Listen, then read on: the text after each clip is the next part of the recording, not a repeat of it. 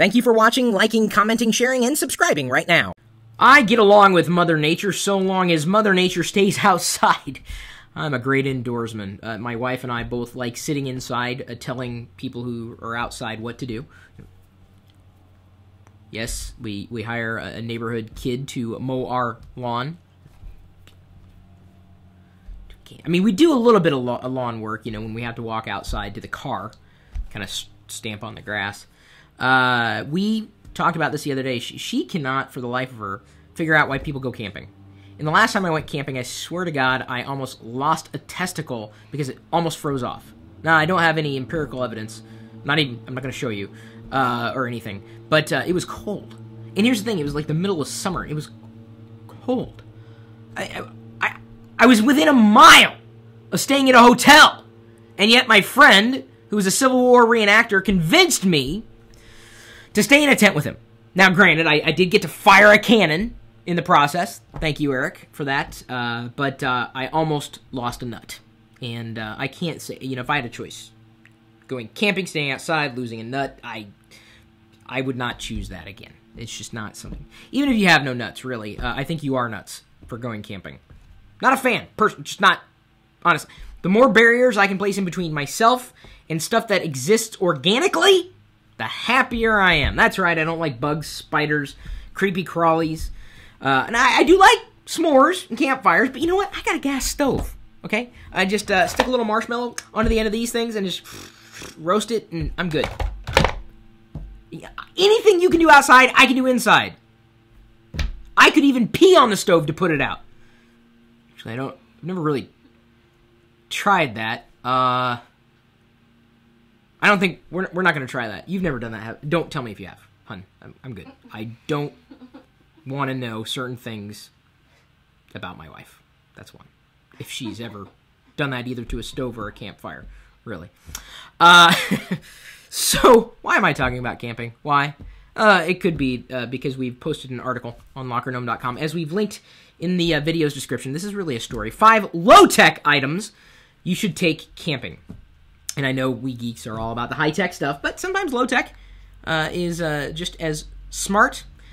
We've got a resident writer for LockerGnome, Matt Ryan, who is a huge camping freak, although he's very disappointed because the woods where he and his buddies would camp every year apparently burned down last year. I guess there wasn't enough peat. Not to make fun of forest fires or putting them out, really. But one of the things that he recommends as a tool or an item, a low-tech item you should take with you if you do go camping, I guess you consider it kind of a tool of sorts, a shamaga. A shamaga? A shamaga.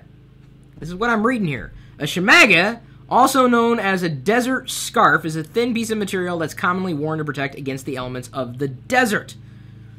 It can get hot out there. I don't think you realize it can also get really cold. Is that right? A shmega? S-H-E-M-A-G-H. Hey, dude, I'm not the camper here. I'm just passing along some advice from expert campsmen. Is that a word, campsman? I wonder if they recommend peeing on fires. A 550 paracord or rope, a thin, remarkably strong rope. Now, I would recommend this for any geek, because inevitably there will come a time where you will need some kind of rope-like object, if it's not a rope itself, because you could use it to tie things together, or pull someone from safety, potentially. A cord, something that's strong. ShamWow? What can you use a ShamWow for in the forest? Either way, this is something that they recommend. If you've never gone camping before, taking with you a scarf, if only to keep your head and neck protected, not following my example when I went to the Grand Canyon last week and went completely unprotected and came home very red. A rope, you never know, even if you don't want to off Colonel Mustard in the conservatory with it. You know the reference? Clue? Did you ever play Clue? Another recommendation, fishing line or hooks. And you may not want to go fishing. But again, this could come in very handy in a situation where you have to be very resourceful. You have to turn yourself into MacGyver.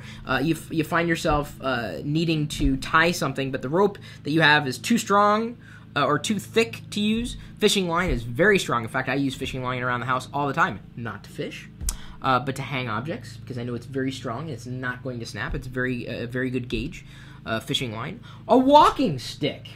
There's you can look cool with a walking stick, but it could also help if you find yourself needing to hike. Have you ever hiked?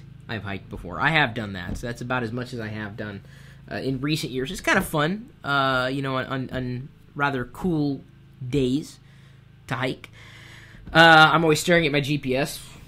Okay, so maybe I'm playing Angry Birds. I'm just looking at some kind of electronic device instead of enjoying the great outdoors. But you know what? That's what they made television for. To make television shows to show you what happens outside. So we've got a handful of tools for all of you would-be outdoorsmen who have never gone outdoors before or going out for the first time. We've got more information on the story as posted on lockergnome.com. It's in the video's description. Check it out.